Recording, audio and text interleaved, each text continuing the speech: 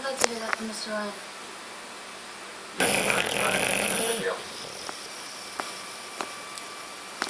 If your attorney's making promises in exchange for you keeping quiet, then...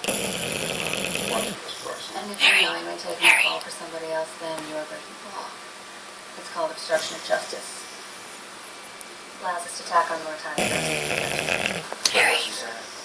I'm sorry your lawyer doesn't have your back, Don. Never worked.